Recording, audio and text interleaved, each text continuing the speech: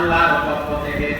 আল্লাহ যদি হেদায়েত কবুল না করে আপনি কোরআন শরীফ যদি পানি দিয়ে শরবত বানায় খাওয়ান, ওটা প্রসাবন পায়খানায় হবে, আর তার কোনো কাজ হবে না।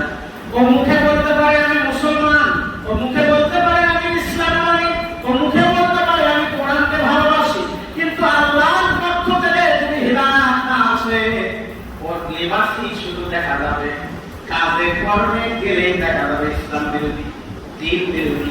কথা বলে ঠিক কিনা? এই জন্য প্রেমে থাকলে সব কর্মশীল কারা হতে পারবে এবং কারা আমরা বুঝতে পারি, কারা ধোকা দিচ্ছে এটাও বুঝতে পারি, কিন্তু ধোকা দুনিয়ার জমিনে দেওয়া সম্ভব, আসরের ময়দানে আল্লাহ দরবারে দাঁড়ায় কিঞ্চিত পরিমাণ ধোকা দেওয়া সম্ভব নয়। কেন আল্লাহ রাব্বুল আলামিন সূরাতুল ইয়াসিনে বলেছেন, আল-ইয়াওমা নাখতিমু আলা আফওয়াহিহিম ওয়া তুকাল্লিমুনা আইদিহিম ওয়া তাশহাদু আরজুলুহুম বিমা কানু ইয়াকসিবুন।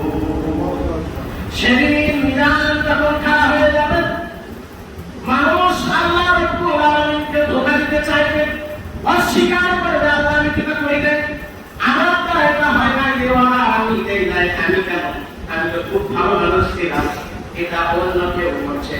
আল্লাহ বলেন তখন আল-ইয়াওমা নাখতিমু আলা আফওয়াহিহিম, তাদের মুখগুলো বন্ধ হয়ে যাবে, ওয়া তুকাল্লিমুনা আইদিহিম, তাদের দুটা হাত আল্লাহ রাব্বুল আলামিনের অর্ডারে কথা বলবে।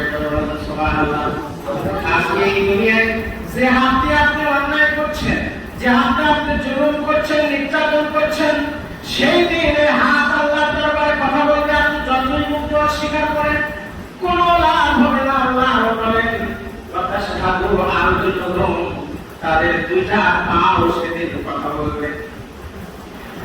এমনকি মুফাসসিরিনে কিরাম নির্ভরযোগ্য তাফসীর বিশারদরা বলেছেন, আল্লাহ চাইলে সেদিন আপনার আমার পায়ে যে জুতা থাকে, এই জুতার ভিতর তারা কথা বলাতে পারবে। আল্লাহ শুধু ওয়াদা করবেন কুল ফায়াকুন, শান্ত হয়ে যাবে। জোরে সুবহানাল্লাহ। ধৈর্য রাখতে হবে, ফয়সালা একদিন হবে।